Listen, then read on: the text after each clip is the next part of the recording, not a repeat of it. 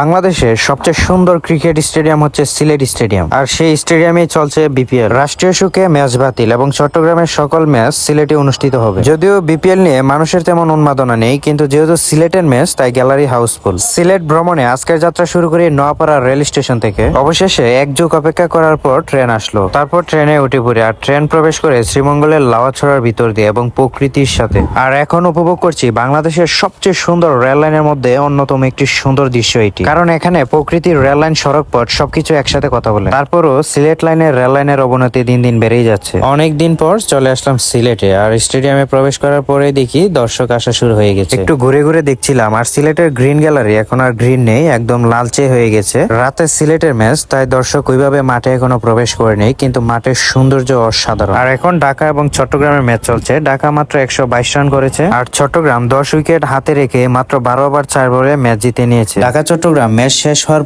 পরই সিলেট এবং রংপুর চলে এসেছে প্র্যাকটিস করার জন্য। 7টার সময় শুরু হবে সিলেট এবং রংপুরের খেলা, আর এটা হচ্ছে ভিআইপি গ্যালারি, যেখানে টিকিট হচ্ছে 2500 টাকা। গণমাধ্যম সিলেট টিমকে নাকি বয়কট করেছে, কিন্তু দর্শক সিলেটকে ভালোবেসে মাঠে চলে এসেছে। আসলে বিপিএল মানে বিনোদন প্রিমিয়ার লিগ। যাই হোক, অবশেষে খেলা শুরু হয়ে গেল, সবাই মাঠে প্রবেশ করছে। রংপুর টস জিতে ফিল্ডিং, আর সিলেট ব্যাটিং এ। সিলেটের ব্যাটিং প্রথম দিকে ভালোই ছিল, আর এটা হচ্ছে রকেট, যেটা দিয়ে মাঠের শিশির পরিষ্কার করা হয়। রংপুরের বোলিং এর কাছে সিলেটের ব্যাটাররা আসলে পরাজিত। মুস্তাফিজকে এখন একটা 4 মারলো আফিফ, আর অলরেডি মুস্তাফিজকে আইপিএল থেকে বাতিল করা হয়েছে। আর এটা নিয়ে আপনার মতামত কি, কমেন্ট করে জানাবেন। রংপুরকে 145 রানের টার্গেট দিল সিলেট টাইটান্স। সিলেট টাইটান্স প্রথম দিকে ভালো বল করলেও মাহমুদুল্লাহর ফিনিশারে জিতে যায় রংপুর, আর ধীরে ধীরে গ্যালারিও খালি হয়ে গেল। ধন্যবাদ শেষ পর্যন্ত দেখার জন্য। পরবর্তী ভিডিও দেখার জন্য ফলো দিয়ে রাখতে পারেন।